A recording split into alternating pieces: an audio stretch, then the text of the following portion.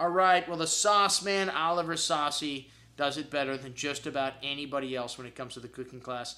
Not only is he informative, he is entertaining.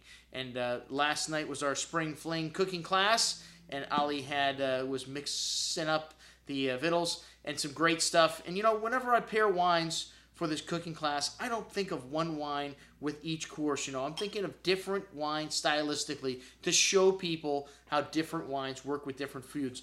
We had a Riesling last night from Craggy Range. Rieslings, some of them have a little bit of residual sugar like this wine does. That tends to play very different with food than a bone-dry white like the Mommessin Macon Blanc, which this wine has got no residual in it. And a little lighter in alcohol also. Well, actually, both of them, you know, the Riesling's 11.5%, actually a little higher in alcohol, 12.5%, but no sugar, which, like I said, I always tell people, try a little bit of this and a little bit of this with each food, and you'll see how each one of them react differently. Both of these wines, two great values. The Craggy Range Riesling, we've got at half the regular price, $12.75.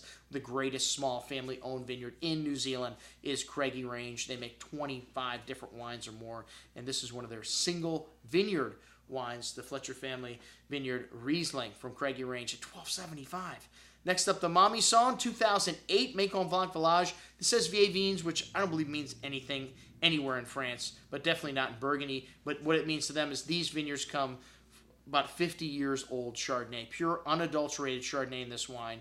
08 is a great vintage for whites. A lot of weight here for a wine that's $12, $13 and change. This is one of the best values we have had in the store in the Burgundy section ever.